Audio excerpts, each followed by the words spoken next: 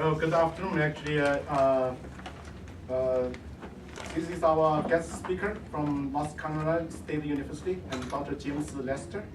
And he is a distinguished professor of computer science at North Carolina State University. And he received his bachelor degree, master's degree, and a PhD in computer science from the University of Texas at Austin. And he received his BA in history from Baylor University. So he was here, and now I come back. Okay. And his research focuses on transforming education with technology-rich learning environments, utilizing artificial intelligence, game technologies, and computational linguistics. He designs, develops, creates, and evaluates next-generation learning technology for K-12 science, literacy, and computer science education. And actually, right now, he's the PI of 5 NS-funded projects right now. Okay. So he's very busy, and we are fortunate to have him and join us and share his expertise. And we try to learn something from him, and especially the cyber learning is the kind of direction we are looking at. Wanted to have from first development. Okay. And we are going to wait a few minutes and get the computer set up, and then we are ready to go. Thank you. Thank you. So maybe while we're waiting, I'd be very interested to hear about everybody's background. If you wouldn't mind, you could go around the room. It would be helpful to know what your department is and what you're interested in.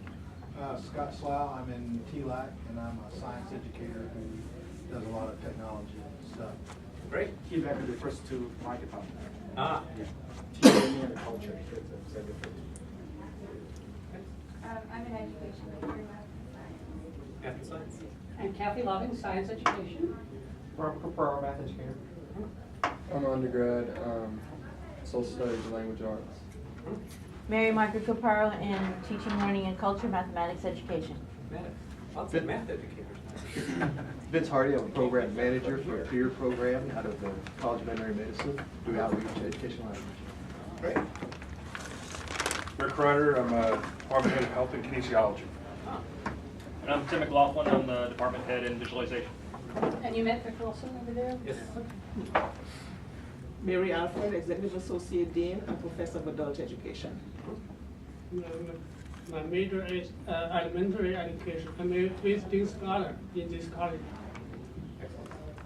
Yeah, I'm visiting student from China, and my major is mathematics education. And we met in the morning. Doctoral student, and my name is Fabiola in mathematics. My name is Nicola Rare. I'm a doctoral student in the learning sciences program, specializing in educational technology. Great. I'm Larry Johnson from the vet school. We have a youth science promotion program. So I have to tell you, I've never done any math education. So looking forward to learning from you. Should we? I guess we should wait so that. Yeah, depends on if you need to rely on the slides. And did you get interested in promoting education through computer? So it's interesting. So I did my undergrad degree in one field, and then completely turned right and did it in yet another field. But my whole professional career, I've been working in yet a third field, which is education. But I've always been very, very interested in educational technology. I came really close after completing my undergrad in computer science and picking a place to do the PhD, going to the University of Illinois, where the Plato system, which is a big educational technology system in the 70s and 80s, actually dated back to the 60s, was going. I visited in March in Urbana. It was really cold, and I was used to living in Texas, so it was a little bit less appealing than it might otherwise have been. But I did my PhD in computational linguistics and artificial intelligence. And those might seem like they're very far away from education, but in fact, there are all kinds of really interesting applications of AI and computational linguistics to education. So since joining... That one is bundled to the wall, so we cannot put a cable there. So what we're gonna try to do is, connect it over here. That'd be great. And then you project it from there. Perfect, thank you. Right, so I really wanted to apply these technologies to education. That's what I found when I was younger to be most compelling. And in getting older, I actually find it even more compelling. Because two reasons. One is that technologies are so much more sophisticated, so the growth of the capabilities at the algorithmic level of our understanding how to build really interesting systems. And second is that the problems are much worse than when I started. So school system from 1980 now, we have more challenges in the classroom. So personally, I find it really intriguing to think about how these applying not just practice, but experience outside the classroom. So just as interested in what goes on for the 16 hours of the day, 8 hours to figure out how to learn them. But there's also to me, a very kind of compelling payoff when you get a system, it doesn't work, it works, and the kid demonstrable evidence that it actually learns. So it's rewarding to be able to do that. Oh, that's great. Yes, thank you very much. You're very welcome.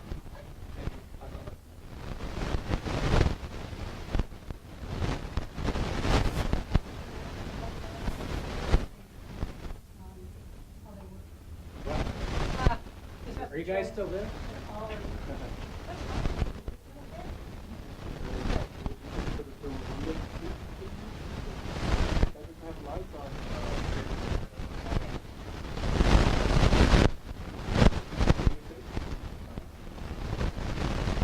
So, what I was thinking that we would do today would be to talk a little bit about what the serious problem is that we're facing, and that sounds like kind of a downer. But actually, this is a very personal, optimistic view of how learning technologies have sort of evolved over the last 10 years or so, and also the great promise that hold for really significantly improving the educational experiences that our kids will not only benefit from, but also be able to improve upon. So the particular focus of this talk that I like to talk about is narrative-centered learning environments, which is a particular learning technology that we've been the last maybe 7 years. But this talk kind of has lots of other as well.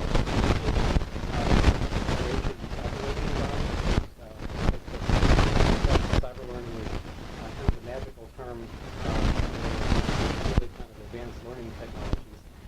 There's a very strong kind of network component to cyber learning, so the implication takes place in a ubiquitous way. So not only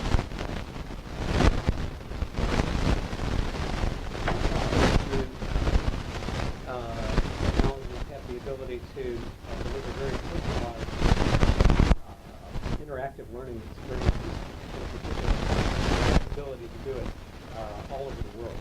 And that means at home, it means in the classroom, it means in the car, it means in the evening, it may even mean museums.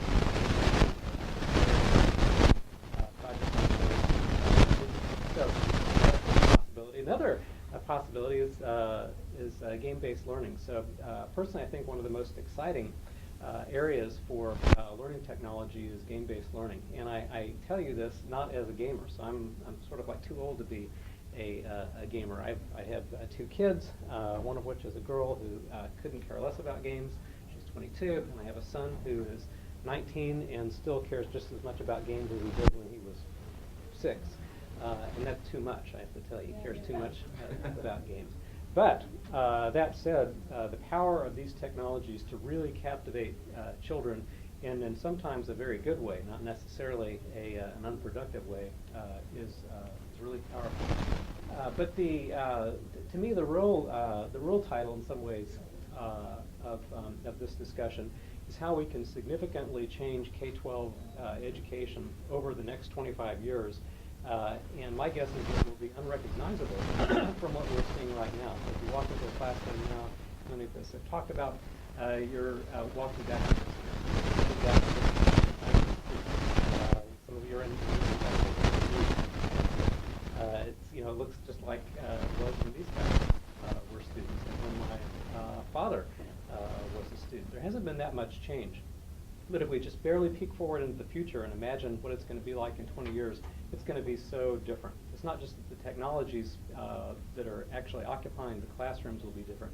So the very manner of interaction of learning will be fundamentally different. And I mean this in not in a scary way, but in a very, very positive way, because the kinds of enjoyable activities that we're going to be able to create for these kids are so vast and so immersive that it's really going to fundamentally change how they not only learn, but how they think about learning. The work I'm going to talk a little bit about is not my work in many ways. It's the work of many, many, many people. So my collaborators, I have many, I guess, in computer science. I'm a computer scientist. But much of the team doesn't come from computer science at all. In fact, they come from your disciplines. So they're STEM educators and elementary ed and ed psych and curriculum instruction. So all the collaborators from education are critical to how the work actually gets done. And then there's another set of collaborators that come from the College of Design. So all of our projects always involve lots of visual elements. Actually, there's one exception. On the whole, they involve lots of visual elements. And so since 1994, when I joined NC State, there's been a very active collaboration between my group and animators and 3D modelers. The kind of driving message, at least for me, is something that was put together by the Computing Research Association. So there's, every discipline has its own professional society for computer science. It's CRA, and computer scientists, on the whole, are this is not a very polite thing to say, but they're not nearly as interested in education as everybody who's in this room is interested in education. Computer scientists are interested in technology. But I think that makes it particularly telling when we see this kind of call coming out of the Computing Research Association. So in the CRA's view, one of the most grand challenge ideas that's been put forth over the last few years is the ability to provide a teacher for every learner. So these are, for many of you, kind of truisms. This is what we would all like to see. Be able to have kids learn at their own pace and their own style, to get customized feedback, to get new skills in a way that's in a very compelling manner. It's good to have a soundtrack. And the amazing thing is this was written by computer scientists. Okay, so if you're not a computer science, this may seem not so remarkable, but if you are a computer scientist, this is really a wonderful, wonderful thing. So at least to me, the thing that's most telling about this is to be able to create learning environments that provide the effectiveness of one teacher for every learner. Now this is a really high order. So how are we going to be able to create technologies that are as good as teachers? Nobody wants, at least nobody that I know, wants to replace teachers, but wouldn't it be wonderful if somehow we could augment the capabilities of teachers, not just on the cognitive side, but also on the affective or the emotional side as well. And given the stakes are so high, it would really make a difference if we could do that. So the implications of this, I think, are really interesting. One is that we'd like to be able to do it not just in K-12 settings, but in other settings as well. I mentioned a museum as one. It makes a really big difference whether we succeed or fail. So if we fail, that means we're going to get status quo, and status quo, maybe isn't so great. On the other hand, if we succeed, then we get a whole new generation of learners that are so much more effective, and the sort of knock-on implications of that broadly for society are really significant. So, you know, it really makes a difference.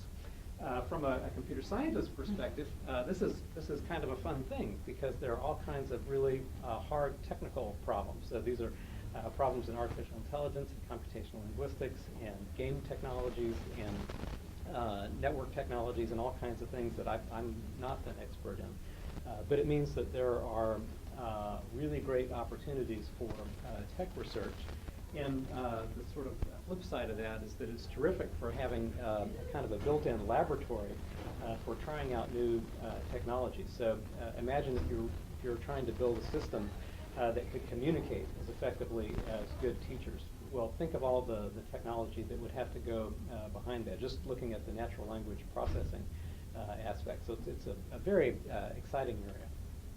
So the kind of really big picture is, imagine what sort of a typical classroom looks like. So there's the teacher, and if you're lucky, maybe there's, if it's an elementary school, 25 students. If you're less lucky, maybe there's a lot more students.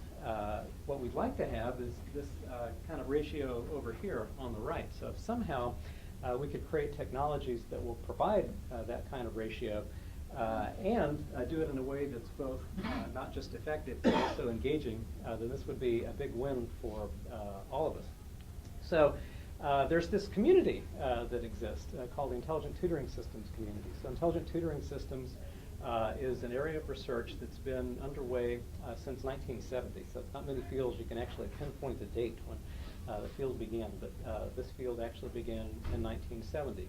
And it was started by people who in some sense are like me. So they're really kind of technologists at heart, but they really care about building systems that can promote very effective educational experiences.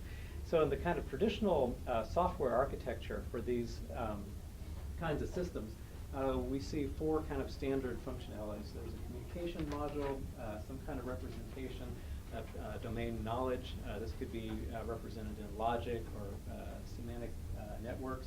There's a student model that represents what the student knows, what the student believes, what the student's learning preferences are, what the student's goals are, what the student's plans are. And then there's a pedagogical planner, which plans all the tutoring actions that go on in the learning environment. So something that sort of comes naturally to teachers is knowing when do you provide a problem, when do you pose a problem, when do you provide an explanation, when do you provide advice. These are things that one-on-one tutors, particularly those with a lot of experience, know intuitively. Well, a tutoring system has to really be instructed on how to behave. So this is the kind of standard architecture. And there are some things that are great about this. And remember, this is a research agenda that's been pursued now for about 40 years. So it's great to have student modeling up front, because that means that we're going to be able to have at least the promise of adaptivity.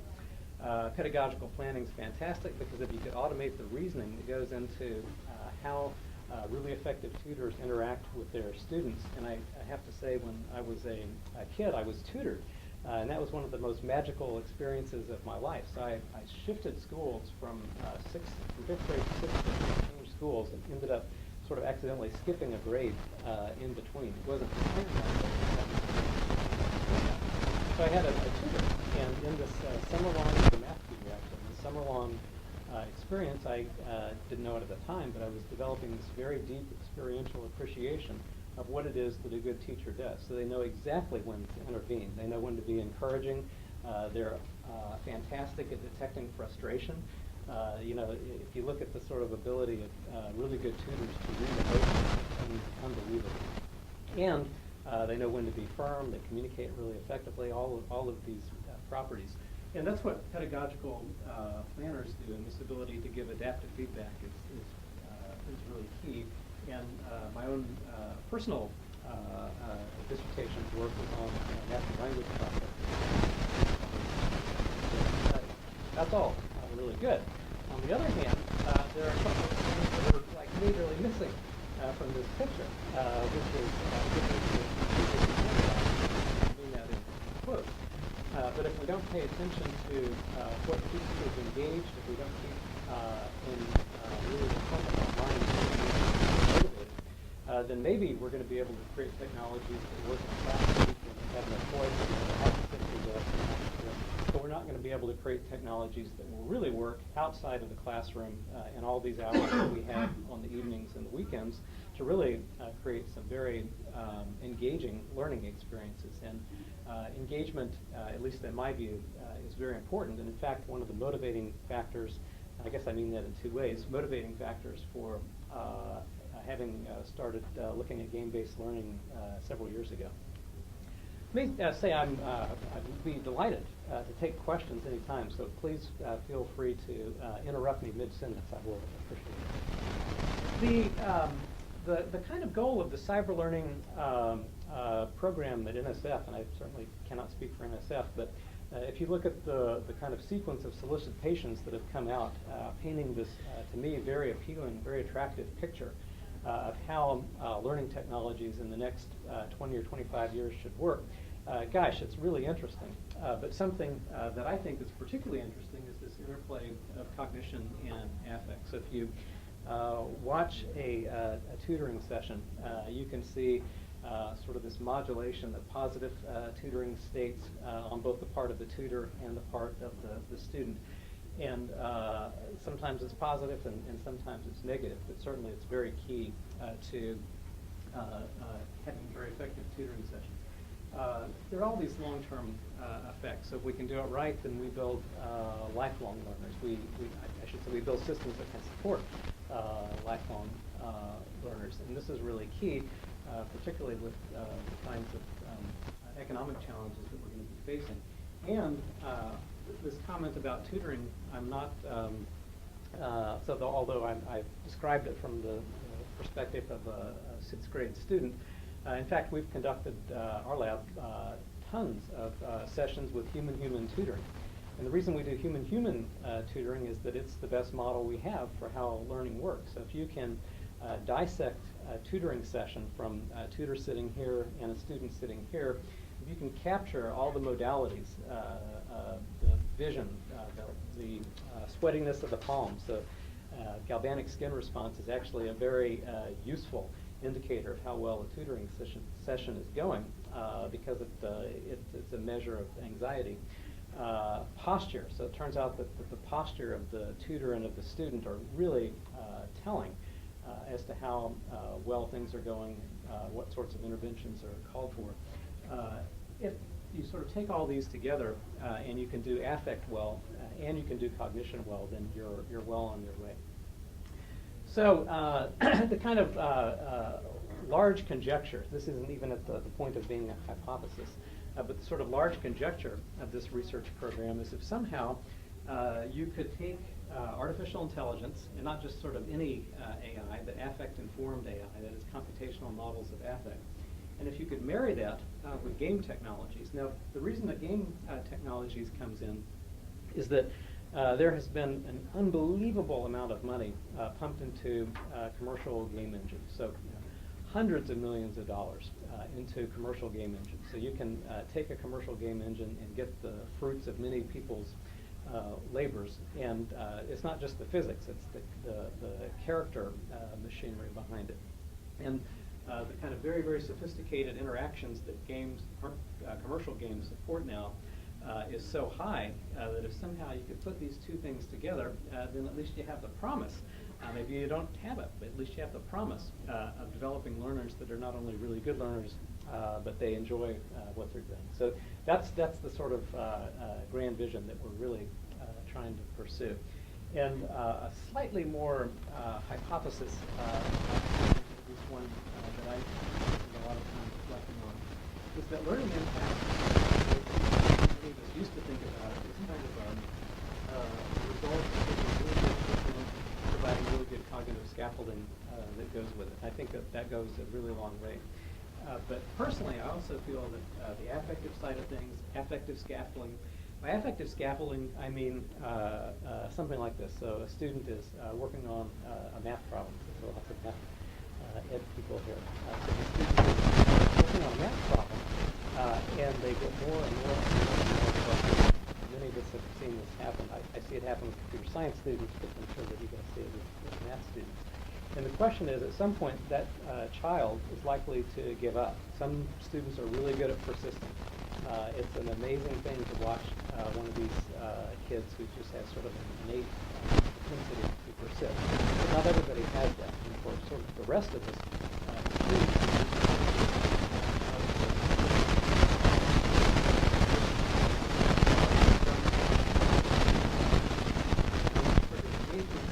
which triggers time on task. Now, to me, the kind of interesting thing about time on task is that my ed psych friends, if they've got level reaction with time on task, and that's true. But in real life, time on task is something that we can manipulate. So if we could, in fact, create more engaging learning experiences, then for maybe an hour a night or a couple of hours a night, we can get these kids to spend more time on task, which in fact will have a really wonderful effect on learning impact. So really the real vision isn't just to have effective and engaging software in the classroom, which is something, that's what we actually focus our time on. But more broadly, how do you create systems that will really be engaging for kids when they have a choice? We want them to be able to choose correctly and choose systems that will help them learn. This is something that I just want to, not this part, because this part you guys know really well. This is something I want to mention really briefly. So while there are all kinds of really interesting problems, and I mean that from both a technology perspective and a learning science perspective of looking at these issues, there are all kinds of, in my view, really boring problems that also have to be solved. So these are like the horrible practicalities of really working with school systems, which is something I think is really, really important. So this involves, for example, coping with schools' IT systems. It means making sure that the technologies don't just work in the lab, and I don't mean just that they're robust, I mean that they're scalable in the sense that they can literally go into classrooms with a turnkey kind of drop in, and they're ready to go. And that takes a lot more effort to get sort of just a toy system up. Another along the way is IRBs. So we have a staff member who spends probably a third of her time doing nothing but managing IRBs. And you know, we're not running medical educational software to students that helps them learn. But this is a really serious issue because it means there's no way you're going to be able to actually either help the kids or advance the research program without coping with these problems. And then a very important issue is the teacher buy-in.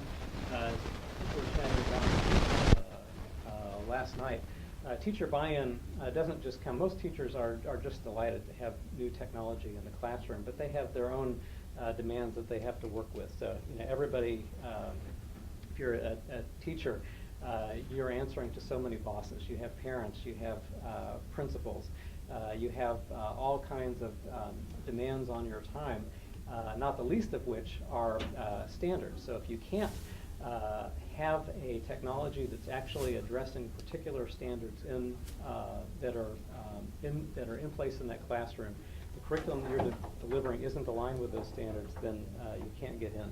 So the kind of underlying message is that you have an opportunity to really make a difference on something that the teacher, whether they like it or not, are really devoted to, which is getting those test scores up. So that means that we as researchers have to be really attuned to these needs. It's not in any way an imposition, but it's something that if it's not attended to, would be problematic. And then this last point is that to do kind of large-scale cyber learning research in kind of the level of not just a school, but say a school system, means that there has to be a really heavy-duty software architecture behind the scenes. And this means collecting all of the data. So at every, I'll show you a little example of one of these in just a second. But at every moment, many times a second, with one child interacting with the system, it's generating massive amounts of data. Well, somehow that data has to be kept safe, so there are all kinds of privacy concerns. But in addition, that has to be eventually making its way to the research lab. And so the system kind of underlying this is sizable. And in no way is this interesting, but it's very important to address it. So what I like to do is to just to kind of show you an example of one of the systems that we've been working on. This particular system is called Crystal Island. So what we've been looking at is how to take game technologies and sort of recraft them in a way that really supports education. Well, when I say game technologies, I don't mean technologies that were sort of current maybe 20 years ago, but I mean contemporary game engines. So in all of our projects, we use commercial game technologies that are actively being used in industry now. And one of the great benefits of this is it's possible to create these what we call story-centric problem-solving activities, so very immersive experiences. The characters, as you will see, they're not like kind of flash-based characters, but it's in a 3D environment. Virtual worlds that are interesting to, in this case, middle school students. And I have to tell you that the bar is very high for middle school students. Middle school students are way more discriminating, at least than I ever was, when it came to interacting with machines. Because why is it? Because they spend all their time doing sort of living this alternate life online, and they know exactly what it is they want, and if you don't deliver, you lose them quickly. And then something that's actually in many ways not technological at all, but it's story. So there's an interesting field, completely aside from computer science and education, that we find to be very useful. It's the field of narratology. And I will be really amazed if anybody's ever heard of the field of narratology. Has anybody? Wow, okay. It would be incredible. So narratology is actually, it's in the humanities. And these are people that study the structure of story for a living. That's what they do. They go to work and they study the structure of story. And you find these guys in film studies programs, but also in literature. And it's really amazing how much this science, and I say that in quotes, the science of story has advanced over the last 20 years. It's been really interesting sort of tracing along, but it's something that we use a lot in creating these systems. So the actual game-based learning environments that we create, we often will have different versions of them going at the same time. Some of them are production systems that are going in the classroom. Some of them are research systems that literally just live in the lab. So we'll run very small kind of prototype studies. We always look at problem-solving guidance, feedback that's customized to the student. We're very interested in this is slightly longer-term problem selection, and then creating tailored explanations. This particular intervention was, I say was, it's actually still active. It's for 8th grade microbiology and literacy. So one of the really interesting challenges that we as a society face is educating kids who not only can be adept at solving science problems for math, but they can actually read. And they can do it at the same time. Imagine that. So this game is actually designed specifically to promote those skills together. The setup is that the kid is on an island. So I'll show you a video in just a second. And on this island, all the members of the research team of the child have been falling sick. See, in the real game, I'm just going to show you a video, but in the real game there's all kinds of moanings and groanings, and there are all kinds of things that can have gone wrong. One of the things is salmonella. In 2006 or 2007, was giving a talk on an earlier version of this system in Taiwan, and personally came down with salmonella poisoning. So I can tell you that the symptoms in the game are accurate. I mean, it's a horrible, horrible experience. I don't recommend it. But the purpose of the interaction is from their point of view, the purpose is for the child to discover what's the source of this outbreak. So looking at the symptoms of the research team, looking at the data that they're gathering from, for example, foods that have been eaten by the research team. What is it that's actually the cause of the outbreak? So there's a very expansive virtual environment that they can explore. There are lots and lots of different conversations that they have with characters. We have some versions of this where characters don't actually speak. We have another version where we actually hired a whole, what is it called, a voice actor company to provide voices for all of the characters. And the informational texts are really pretty serious. I don't know, actually you guys, it's probably been not that long, but the level of text that's expected for an 8th grader is pretty significantly challenging for, I think, for a kind of typical 8th grader. So if you look at these texts, and these are matched by Lexile scores for the requirements for 8th graders, you'll see that these are not, they're not simple texts. And one of the scaffolds that's embedded in the game are these concept matrices. So the students, as they read the text, they have to fill out these concept matrices in such a way that they demonstrate that they've comprehended the text that they've been given. And this happens many, many, many times in the course of the game. And one of the interesting questions that we often get is, gosh, it's a game. How can you get kids to actually read in a game? You know, reading and gaming, it seems like they don't go together. And the answer is that they don't get to advance in the game until they've successfully demonstrated that they've understood the text. So in fact, they're highly motivated to make their way through these exercises. There are all kinds of resources in the game. There are pieces of equipment that they can run tests with. And then actually, this is kind of an interesting component. One of the great challenges of developing this kind of software is being able to develop scaffolds that most effectively help the kids as they solve these problems. And in this particular game, there is a fairly complicated set of hypotheses that they have to manage. Anybody who's studied differential diagnosis knows that it's not an easy thing to do. So you have all these hypotheses that are going on, you've got all these data, you've got all these symptoms, and somehow you've got to keep them together. And over the course of several years, we have developed this tool. There's no sophisticated technology behind this at all. It's literally just the interface that supports their data entry. But it turns out that providing the right level of scaffolding for the data entry sort of lets them progress through the game in such a way that they eventually achieve success. But on the other hand, it's not so easy that it sort of gives it away. So maybe just for this little bit, if it's okay, I will turn off the lights just to show you the doing that.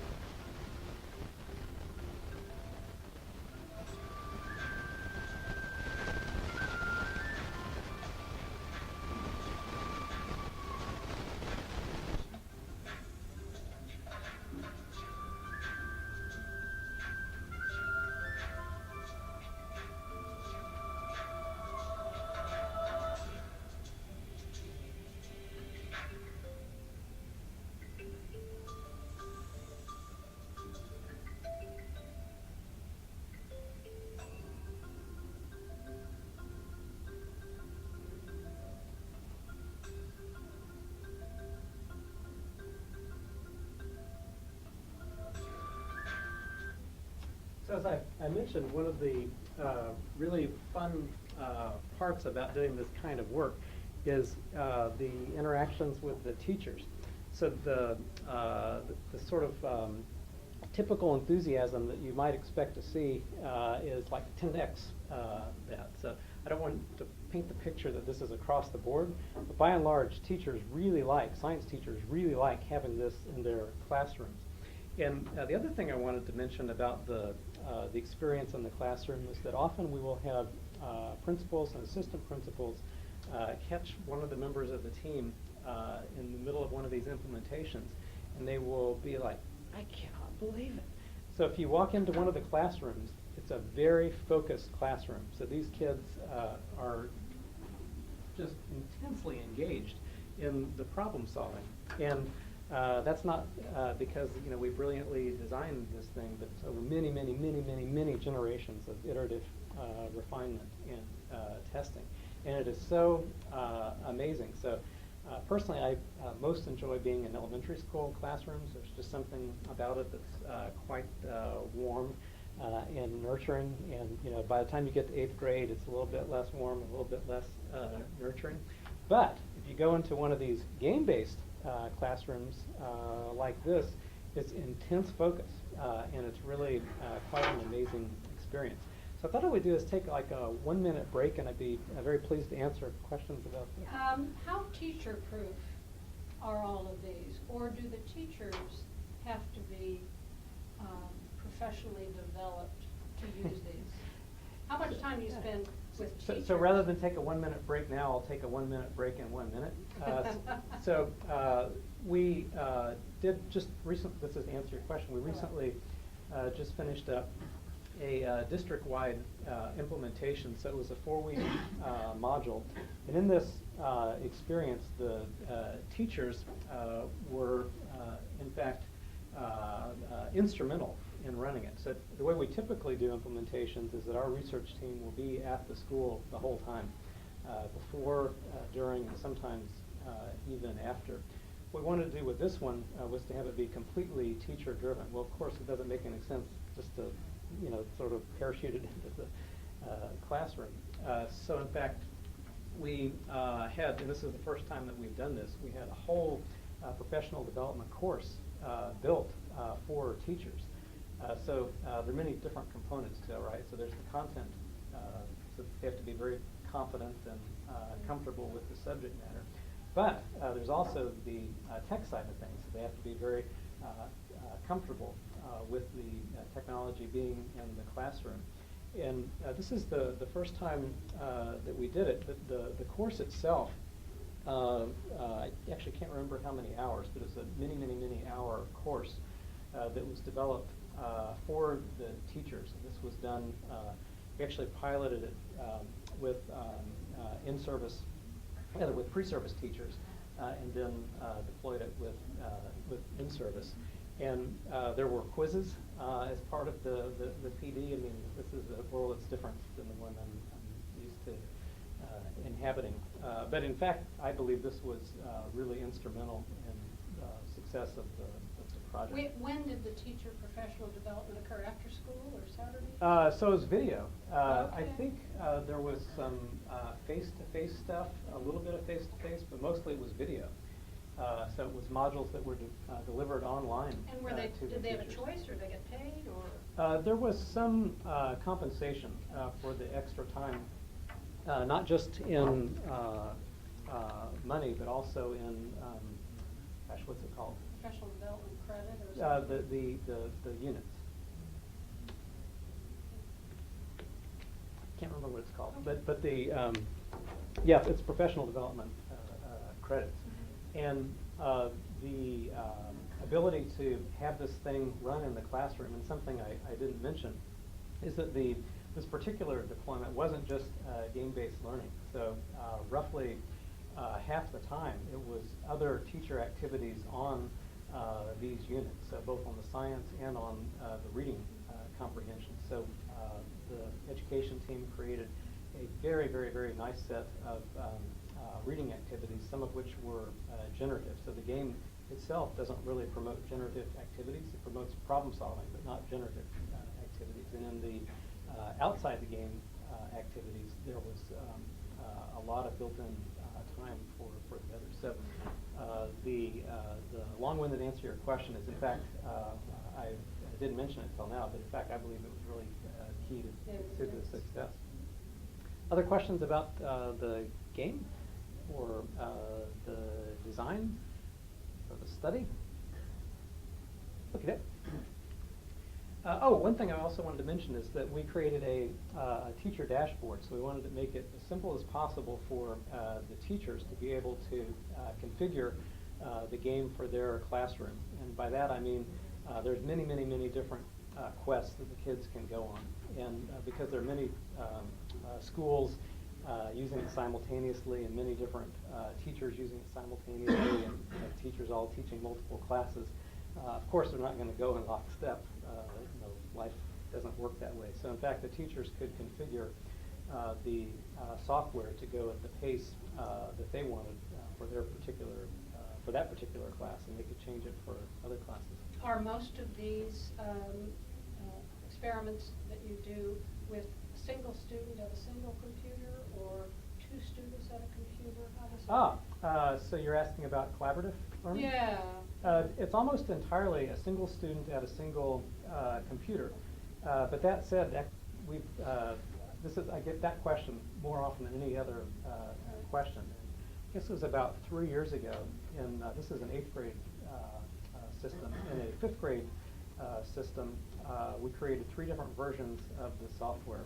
One for solo, one for face-to-face collaboration, one for virtual collaboration. And so we were just interested, is this going to harm learning? Will it help learning? Does anybody have any guesses? Collaboration always helps learning. Collaboration helps? That's what I thought. Yeah. Other guesses? Someone has to guess the opposite. So the answer was that it had no impact on learning gains. So looking pre to post. You didn't ask me about learning games, you asked me about learning. This is learning games, but the way that collaboration won was on engagement. So I can't remember which instruments we used for engagement, but in fact, one of the 2 collaboration conditions, I can't remember which one, actually did better on engagement. So to me, it means collaboration wins. One of the futures, I think, it seems to me, in gaming is multiplayer gaming, and so are you seeing or thinking about that for the classroom? Absolutely. So it's interesting. I guess it was a couple of weeks ago, I was giving a talk mostly to teachers. And one of the requests from one of the, this wasn't teachers that we work with, it was another group, one of the requests from the teachers, why don't you do this and support virtual collaboration from this town in North Carolina to this town, and then have sort of resource sharing. There's a sort of great long-term hope that I have in particular for collaborative learning, which is to use the jigsaw method for collaborative learning within a multiplayer environment. So personally, I think it's just like ready-made for this. The technologies are there. Not, there's going to be some effort exerted to get the pedagogy right. And it's absolutely the case that this experience I described with kids are just glued to the machines internally. That is not what it's like in these collaborative learning settings. It's much more, there's a lot of talking and excitement. So it's just a different feel. On the other hand, if one of the things that you're trying to teach as a side effect is the ability to collaborate, then it's like, to me, a very obvious trade-off. Slide or Yep. certainly a challenge. Yeah, but it's such a, I can't imagine that that's not the right way to go, at least for some of it. So teacher dashboard. So the teachers can actually set up the different quests that they would like to have the kids work on during the time, and if they want, they can impose time restrictions on it. There's some versions of the game that kids get kind of efficiency points. We don't let them play in that mode until they've done several different versions. So I guess I don't think I mentioned this, but the way that we typically, I should have my educational psychologist colleague in this, but the way that we typically test is that we will pre-post. So we'll run a battery of pre-tests. This is before, usually it's the day before. Then we'll administer all kinds of instruments. We look at all kinds of stuff like self-efficacy and goal orientation. This persistence thing I mentioned is something that I'm personally particularly interested in. Then we'll have the intervention, and then we'll do post-tests. And in this particular version of the system where we're doing both science and learning, we got gains in both of these. And this was with about 800 or so students. And the thing that's, to me at least, a little bit encouraging about this is that over the last like 3 or 4, maybe now 4 or 5 years, literacy is new. So this is my first experience with literacy. But we've been doing STEM for a long time, and we regularly, over many, many, many studies, regularly obtain gains from pre to post on science content knowledge, and that's for middle school, for elementary school, for all kinds of different subject matters. So one question that you might have is, gosh, it's not even listed on here, is gender. So there's I personally have the, and I'm wrong, but I have the tendency, because based on my own 2 kids, gosh, the boys are bound to really get into this thing. So are there any gamers in here? I have to tell a quick story. One, so an earlier version of this game was implemented in Source, which is the Half-Life 2 game engine, and we somehow managed to not turn off one of the shooting things in Half-Life 2, and there was chaos in the room. But anyway, my own guess, based on my own kids, is that boys would much more like and benefit from this kind of activity than girls. And that's just not true. So the boys and girls, they benefit equally. And then you might say, well, gosh, it must be something about gameplay. It's like if you look at how much time the kids play games outside of school, that must somehow play in this. And it turns out that doesn't either, which is a little bit surprising. So it works for non-game players, it works for kind of medium game players, it works for really heavy-duty game players. Personally, I think there's a lot of open questions in that. What about control groups? Often we'll run different versions of the system. So we'll... Well, I mean, you have an improvement from a median of 6.1 to 7.4. It's not a very big gain for a 4-week. It's small, but what we're trying, to me, this is like sort of the baby steps of the whole technology. What we'd really like to do is to be able to take a version of the class where the kids are playing the game, and a version of the class where the kids aren't playing the game at all, but you're controlling for the time on task. So you're having them engage in activities that are subject matter controlled, time controlled, and yet they're still not game controlled. And there are many different versions of this. So one is you can have them do paper and pencil versions of the test. Another, which we've done, is that you have them, and this is like kind of boring, but in some ways interesting, is that you run the game against a PowerPoint. So what we found with games against PowerPoints is that they come out about the same. So the kinds of deltas that you get between pre and post for game versus pre and post for PowerPoint are comparable. We're in the very early stages of the technology. So my guess is my guess is that, but it's just a guess, is that as the technologies mature and we really understand the sort of cognitive mechanisms that underlie what it is that works and what doesn't work about these things, we'll have a lot better understanding, be able to get significantly bigger gains. But as I said, it's just a guess. How much time? What do I do? 5 or 10 minutes. 5 or 10? Okay. Let me think for just a second. So I think what I'll do, if it's okay, is to I'll give you a subliminal slides for the rest of the talk, and please stop me if I'm going too quickly. And if you have to go to the meeting, please. So we've actually created several versions of these games over the last several years. The one that we were just talking about is this one. The one that it was based on was a middle school microbiology system. So this was a system that focused only on the science, and that's sort of where we got our feet wet with this one. That was the one that was originally implemented in Half-Life 2. For 4 years now, we've been working on an elementary school version of it, focusing on landforms. And as I mentioned, and as you sort of are, I imagine, guessing, there's a lot more flexibility in the elementary school classroom than there is in the middle school classroom. So in many ways, it's much more ripe for experimentation because you can really sort of manipulate, and I don't mean in a kind of formal way, but I mean in a very informal way, the kinds of learning experiences that the kids are getting. And then one that we just kicked off this year is a computational thinking version. This is a version that will focus on computer science education for middle school students. So we're particularly interested in hitting what's obviously a problem for math ed. It's just as much of a problem for computer science ed, which is that unfortunately we're losing half the population, the girls, by the time they get to college, and many of those are dropping out even before they get to high school.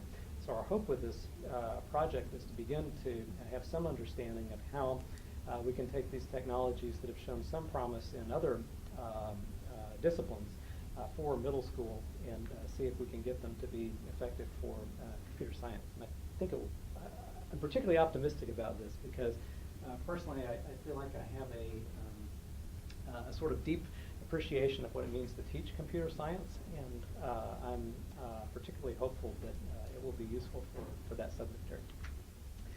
Something I'd like to briefly touch on, maybe just for a couple of minutes, is affect. So we've had several projects over the last, I guess 4 years looking at computational models of affect.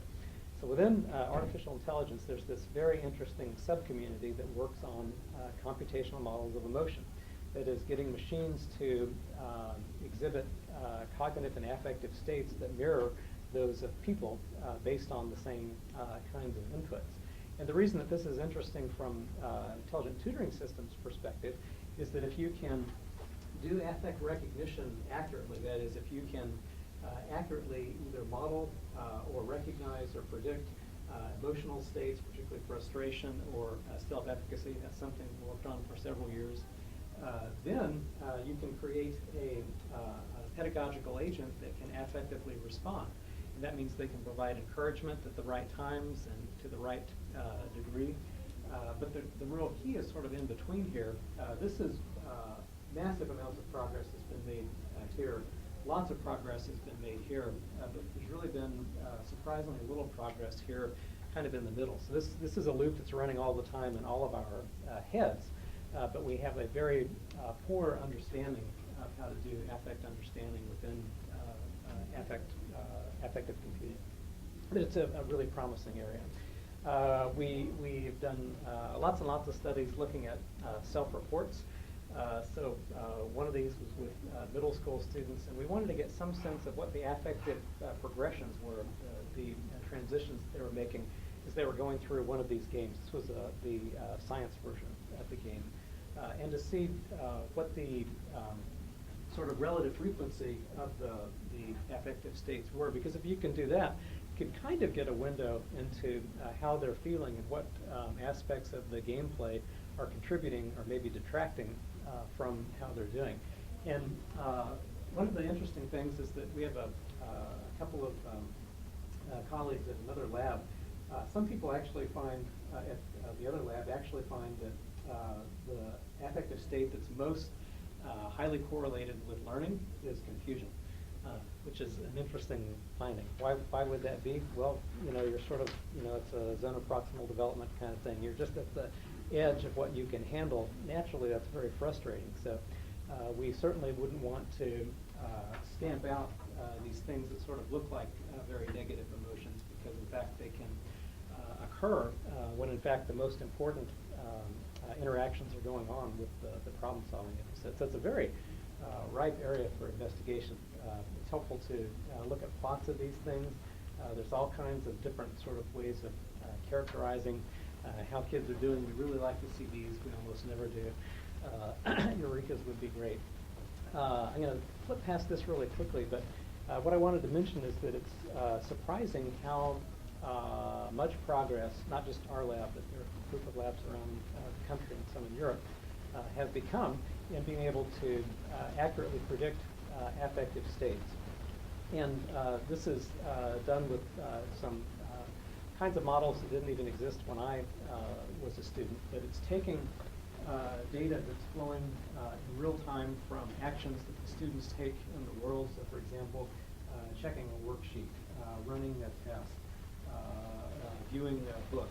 So all this data flowing in. And then information from instruments that are administered prior. So for example, goal orientation is just one thing that we happen to look at. Lots of different kinds of models of these. Interestingly, being able to accurately predict the correct emotion from that particular set, the best that we've been able to do is 32 for that set. So it's a fairly large set. But if you look at valence, which is whether or not they're positive emotions or negative emotions, kind of baseline, which is the most frequent category, is 54, and we're actually able to get up to 72 for that. So my own feeling is one of significant optimism for this area. I'd like to very quickly show you, we have a project that's a very, very, very basic technology question for how does one-on-one human tutoring work. So we're in the, actually been working on this in a funded state just for a couple of years, but we've been doing it in an unfunded state for, gosh, I guess 4 years now. And the MO of these studies is to take human tutors and human students and put them in different rooms and then have the tutors tutor the student in a problem-solving episode. So we're computer scientists, so the subject matter is computer science. But then we capture everything. So we capture all the textual interactions between the tutor and the student. We've been doing this for years and years and years.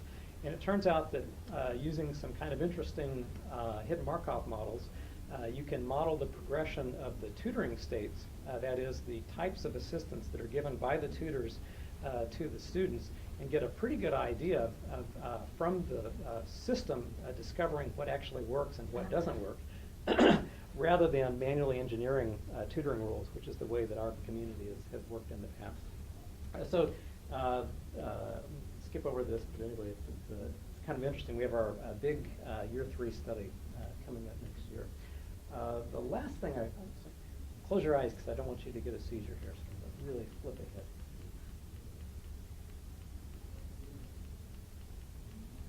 Don't look too much. So the main point I wanted to make is the future work is everything. So we're at the cusp of this really, really wonderful time. In some way, through no fault of our own, or no, we can't be complimented for being here.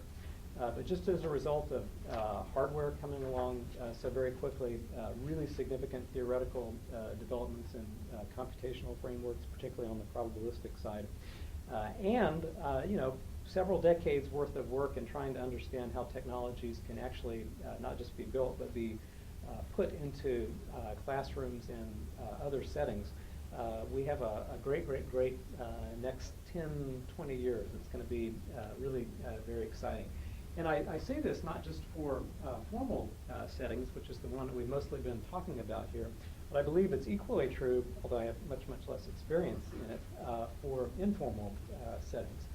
We're working on a sustainability education project for a museum setting that presents all kinds of different challenges because what it means to learn in this kind of setting is really different. But on the other hand, if you can ignite the interest of a kid and they go off to do something great in science education, that's terrific. I'd like to close by mentioning just a quick anecdote, if I may. So this happened about 5 or 6 weeks ago. So one of my colleagues runs the honors program in our department. So this is just it's undergraduate honors program for computer science. And the student came in to talk to my colleague. She wanted to find anybody to do an honors thesis. And my colleague said, well, what area would you like to work in? And the student said, well, I'd like to do game-based learning and artificial intelligence. And my colleague was like, well, how could you possibly know you wanted to do that? And the kid said, well, I played this game called Crystal Island when I was a middle school student. This is a true story. So in fact, we have a middle school on campus, and this child had been one of the earliest guinea pigs in the very preliminary versions of this work. So the interesting thing is that it really is possible with those days we were just doing like 1 or 2 day kind of studies to attract the interest of one of these kids, and they're a scientist 10 years later. So I'd like to thank you very much for your attention, and also the people that paid the bills for this, who were actually, I guess literally they paid the bills for this. I am very grateful, and thanks very much. I'd be happy to take questions. Thank you. I have a, oh, go ahead. Did the game, the original game, increase popularity or sales or anything if you've had an educational component attached to it? I'm sure that that's not the case. So our early work, oh my goodness, it was so clunky and so stilted, the interactions. It was really different. But now, my own view, and I think it's not too self-serving, is that the quality of the gameplay is really first rate. We actually were a finalist for Serious Game of the Year by Unity. Unity is the game engine that we use, and so our guys I didn't get to go. Guys got flown over to Europe for the award ceremony. That we were beat out by some other game. But we were, in fact, just nominated for another Serious Game of the Year down at ITSEC, which is coming up in a couple weeks in Orlando, so we'll see how that plays out. So my feeling, anyway, is that the quality of commercial games is here and educational games is here, but we're inching up. It's hard not to be at least a little bit optimistic. Preface it by a question of those who are remaining. What do you remember salient about 8th grade science at this point? And this is sort of related to what you just did. My question is, are you looking at any long-term follow-up on the knowledge of those kids? Because the salience, I mean, there's a literature on this, the salience of the experience can connect quite well to what you actually retain. I mean, the typical retention is maybe 40% of what you max out at in a course like this, or any kind of a course for that matter. So, I would encourage, if you haven't done it, to do long-term follow-ups with the kids to see what they learn at the end of the year or a year later, things like that. Because to me, the potential there is, yeah, you may not be getting gains a lot greater than maybe what you do with boring, really dull, traditional classroom activity related to this topic. And yet, the potential to me is that kids a year later, 2 years later, and 5 years later may remember a lot more of this than they ever would from the typical 8th grade experience, which is almost nil to me. I can't remember one thing. I don't actually think I was in 8th grade. So, I would hope that that's a possibility for you to do. My hunch is exactly the same. So running, it's really challenging to run a real retention study. I didn't say it was easy. but I think it's absolutely the case. So, I look at these kids, and you look at a comparable kid staring at a PowerPoint or staring off into space.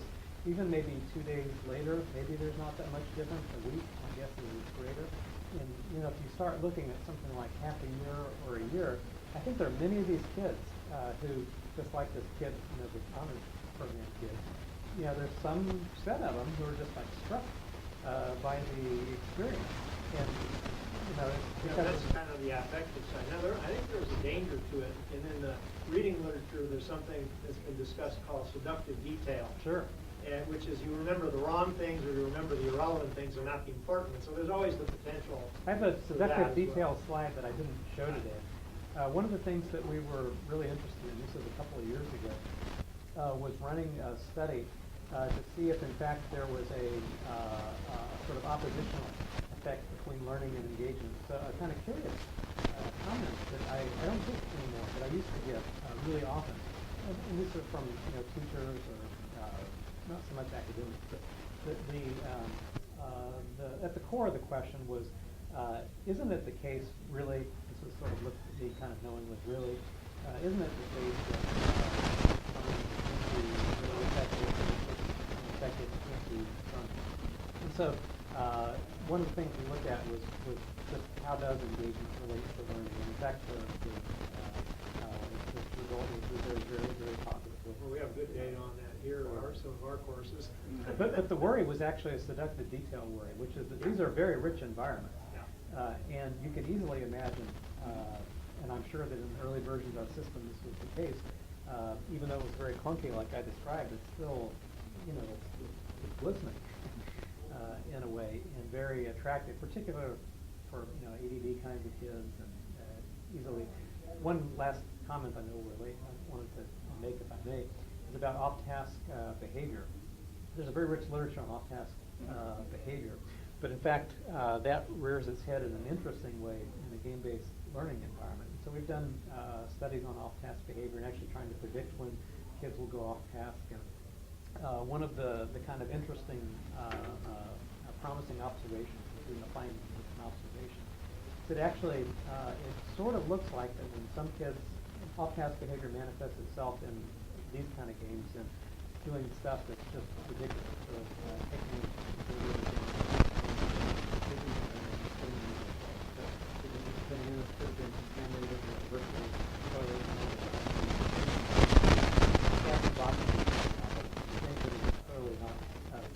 right? But it actually sort of looks like that some of these kids are going off task in a sort of self-regulatory kind of way.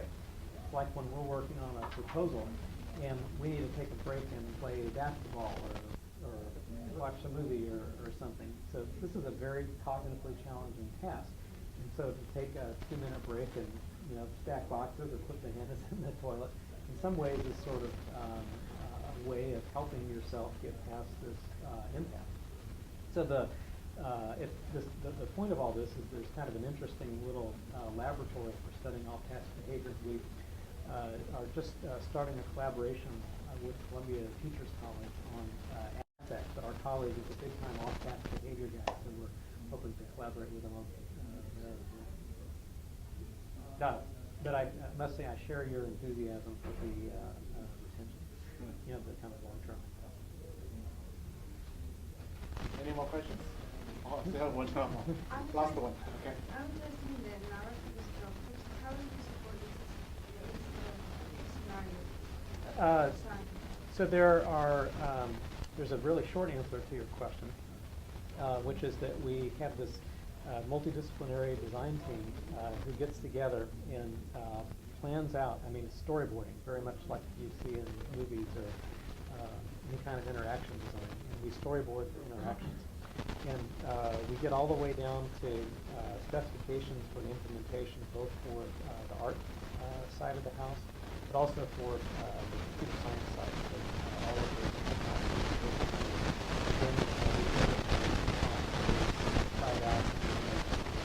try it out again, and then slightly better. It takes a while. That's the boring answer to your question. The interesting answer to your question is that we've had a couple of PhD students whose dissertations have focused on really interesting versions of this. So Brad Mott, who's a research scientist in our group now, his dissertation was on dynamically crafting narrative experiences using these really fancy probabilistic frameworks. So this thing, this system would make decisions based on the perceived utility of taking a particular narrative path. So, for example, it would manipulate protocol platform. We have a current dissertation on using a technique called reinforcement learning to learn the best way to manipulate the narrative. So we just finished off massive data collection, a whole bunch of students in 4 different conditions to see what kinds of narrative moves would lead to the best learning outcomes. baked by mid-spring or so. But anyways, it's just like a really cool problem. There's a whole community of probably 40 or 50 people that don't work on education, but they work on interactive narrative technologies, and they go from artists to computer scientists, AI people, to narrative theorists. It's a really interesting set of meetings to go to. Actually, Jim is going to take a flight actually at 5 and the college station, so he's I think is about to leave. And good news is it's close. Well, worst case, I spend the night in here. Actually, he. Thank you so much.